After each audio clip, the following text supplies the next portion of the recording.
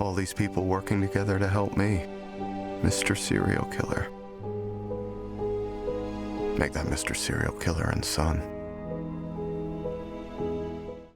Hey guys, Pete here. Today I'm talking about the ending of Dexter New Blood. Episode 10 brought the limited series to a conclusion and provided an unambiguous ending for the character Dexter Morgan. I'll be recapping the main points of what happened in the finale, which was titled Sins of the Father, and then talk about what the ending was trying to convey. We'll be getting into all of that right after a quick spoiler warning. If you haven't watched episode 10 of Dexter New Blood, then this video won't be for you. And with that out of the way, let's get into it. Dexter Morgan is dead. There's not even really any wiggle room there. They decided to kill him off and it's done. In order to understand how we got there, we do have to look back at the original series finale, the 12th and final episode of its 8th season. At the end of that, Dexter had abandoned his son Harrison, thinking he was better off with his girlfriend Hannah, who was also a killer. They traveled to Argentina to start a new life. Knowing that she would never recover, he unplugged his sister Deb's life support after she slipped into a coma. He dropped her body into the ocean and then drove his boat into Hurricane Laura, and New Blood clarified that he was trying to end his life here. Laura is a reference to his biological mother's name, and of course witnessing her death as a child was the foundational event that defined most of Dexter's life. After he survived the hurricane, he explained in a letter that he sent to Hannah that the experience showed him that he had to bear the burden of his urges alone. In his mind, he would leave everyone behind, live in a self-imposed exile where he wouldn't be in a position to endanger anyone but himself. After the loss of Deb, he realized that everyone he cares about that stays close to him suffers because of what he does. They all eventually die. And we will come back around to this letter at the end and discuss how it informs his decisions at the very end of his life. The season 8 finale ended with Dexter alone working as a lumberjack somewhere in Oregon. At the beginning of New Blood, we learn that his self-imposed exile included remaining abstinent from indulging his dark passenger. He'd gone almost 10 years without killing anyone and managed to put together about as normal of a life as he could hope for, living under the assumed name Jim Lindsay and working at the local fish and game store. While he still goes to great lengths to try to look normal and blend in, he did decide to enter into a relationship with the local chief of police. The implication is that he wanted to stay close to the action more than he wanted to completely limit the chances that his real identity might be exposed. It's a classic situation where Dexter wants to control everything around him, and this time it does come back to bite him in the end. Things start to get disrupted in this newfound normal life he's built on routine when two sons arrive in Iron Lake. Matt Caldwell, the son of a successful local businessman. He'll become Dexter's first kill in a long time in a situation where he bends the code almost to absurdity because this guy really rubs him the wrong way. And his son Harrison also arrives, who is fresh off of an awful experience with the foster care system after losing his adoptive mom Hannah, who Dexter left him with, to cancer. Initially, Dexter tries to turn Harrison away, telling him he's made a mistake, that he's Jim Lindsay and he's not his father. But after he kills Matt, he decides to tell him the truth. He welcomes his son into his life, and they struggle to connect until he realizes that Harrison struggles with violent urges related to his past. He focuses in on the fact that they both witnessed their mothers being murdered and decides that he'll come clean and tell him everything. He tells him that he has similar urges and that his adoptive father Harry taught him a way to control them by using a code to kill people who the justice system has failed to catch. Being a vigilante sounds good to Harrison at first, and they do kill Kurt Caldwell together in the penultimate episode. And in the lead up to the finale, Dexter thinks he's finally found what he always wanted. Someone who knows what he is and what he does and can accept him. At the same time, his girlfriend Angela, who'd grown suspicious after learning about him faking his death, started to put together the pieces to connect him to the Bay Harbor butcher killings from his past. This was helped along by Kurt sending her surgical screws as evidence that he killed his son Matt. And in the beginning of the final episode, she discovers another one of the set in the ruins of Dexter's burnt down cabin.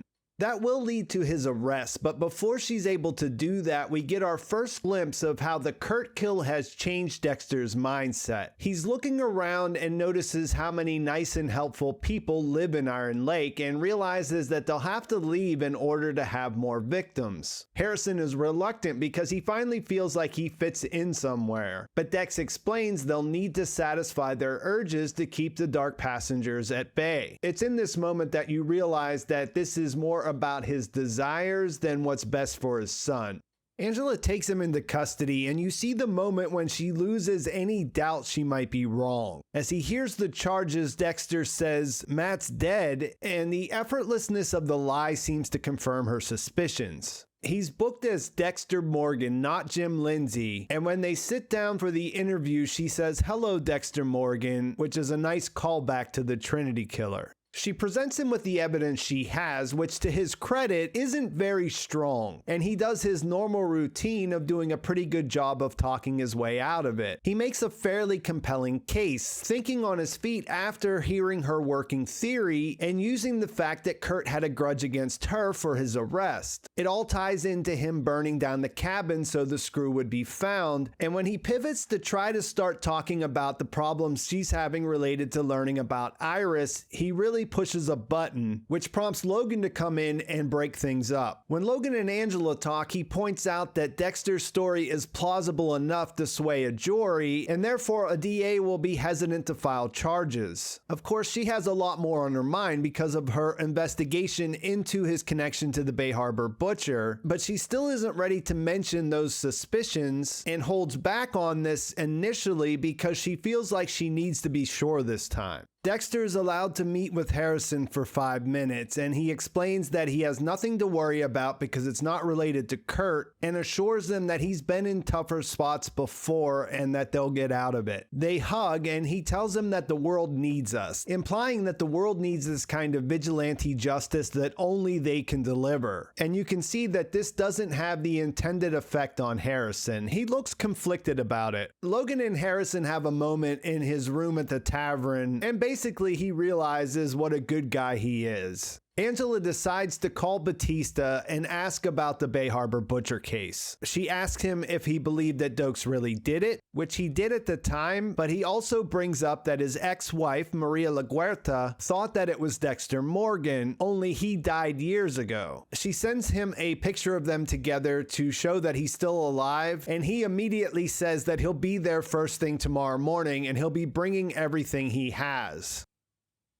With this new information, Angela returns to interview Dexter again. She brings up the ketamine and then shows him everything she's got that makes her believe that he's the Bay Harbor butcher. There's a point where I think she lets her emotions get the best of her, telling him that Batista was coming there the next morning. It's here where you see him change his strategy. Instead of riding it out and hoping that her weak evidence won't hold, he decides to try to get her out of the station so he can try to find a way to escape. He tells her to turn off the camera, and when she eventually does, he tells her about Kurt's underground bunker. This really serves no purpose for him except buying a little time, and in that, Deb makes her only appearance before the very end. Over the course of the season, we had been seeing less and less of Deb in each episode. As Dexter started to embrace his old self and decided to expose everything to Harrison, he stopped allowing that voice of doubt that comes through Deb to influence his decisions. Here she reminds him about how earlier in the season he started thinking that not killing might be the problem. And when she doubts his ability to get around Angela, he gets angry and then calls for Logan to bring him some water. He uses this as a chance to try to force him to let him go. He smashes his face against the bars and then he gets him in a chokehold. He gives him the opportunity to unlock the cell and just let him go so he can go see Harrison, but Logan makes the decision to go for his gun and tries to shoot Dexter, who then snaps his neck, killing him. This is a point of no return. There isn't much he can do besides take his keys and try to leave. And he calls Harrison with Logan's phone and tells him to get his truck and meet him where they found the white deer.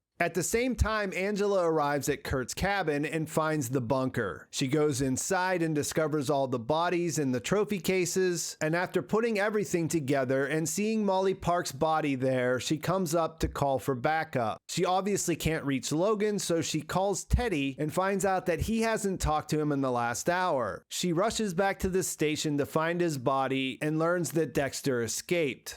When he meets up with Harrison covered with blood in the woods, his son wants to know where it came from. He realizes that it came from Logan because he called him from his phone, and Dexter tries to tell him there was no other way. He goes further to try to make it about him, saying it was the only way I could get back to you, and goes as far as saying that I need to be with you. None of this is really landing because of what happened to get them to that point. Harrison really begins to question if they're the same after all. He was on board because he thought about it as saving innocent lives. But here he sees the failings and how innocent people can get swept up in it too. He decides that he doesn't want to leave town together. He wants it to end, and he thinks that his father needs to turn himself in. Dexter explains that he would get the death penalty, which means he won't do that, and his son says maybe that's what you deserve. Realizing that he's running out of time, Dexter tells Harrison that he doesn't have to come along, but that he can't stay there anymore. As he's walking away, Harrison pulls out his rifle and demands to know if his mother and his Aunt Deb would still be alive if it wasn't for Dexter. And when he says, "Open your eyes and look at what you've done," saying the same words that Dexter said in the very first kill that we saw in the first season, it finally hits Dexter, and he thinks of some of the innocent people that died as a direct result of his inability to stop killing. In that moment, he decides to make the ultimate sacrifice for his son. He tells him that he's sorry for everything he's done, that he deserved better, a better life, a better father. And realizing that he was about to walk away from the son that had waited to be together for so long and had felt abandoned for all these years, he breaks down and he tells him that he has to take the safety off, just like I showed you, and assures him that this is the only way out. And they both understand this. They understand that they're trapped in this cycle, and this is the only way it can come to an end. He guides him to shoot him in the heart, and just before that happens, we hear in voiceover, "I've never felt real love until now," meaning this one selfless choice made for his son felt right. And you hear him say, "You did good," as he expires, with his sister Deb holding his hand as he goes.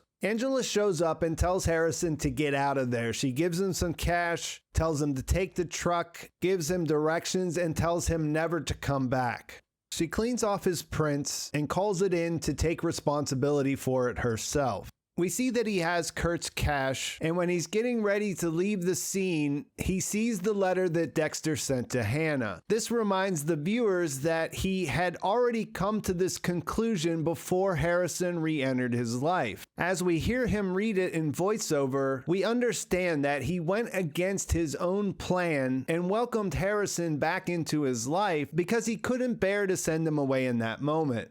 He hoped that he could make it work in spite of the fact that he was already picking up on his old behaviors. When the prospect came up to be himself and bring Harrison along for the ride, he jumped at it. And in the end, he was ready to abandon him again if he wasn't willing to accept that future. It's a tragic end that fits for the character, and the letter reinforces that he always knew that Harrison would be better off without him. He did what he thought he had to do to give him a chance, and he accepted that it was his sacrifice to make. It's not the kind of end that will satisfy everyone who wanted the story to continue, but it's the one that they set up and delivered. Let me die so my son can live. He went out on his own terms. And I think that's a good place to leave things. Let me know what you think about it in the comments. It's certainly divisive. I knew a lot of people were going to be disappointed and not like the finale if he died, based on the feedback to my last couple of videos where I said that I thought that was the most likely outcome. And it wasn't a perfect season or finale. It had its issues. I think that's pretty standard for Dexter, and I think everyone has their own limits on what they're willing to overlook, and if they would have got the ending they wanted, they would have been happy to overlook those things. I think they rejuvenated the character, they brought back the excitement and the tension from the early seasons, and I think we saw some of Michael C. Hall's best acting from the entire series, so I'm not mad I decided to watch it. Dexter dying was inevitable, and it looks like Clyde was right. It did break the internet. Please like this video if you enjoyed it. Please subscribe to my channel if you haven't already. And thanks for watching. I'll talk to you soon.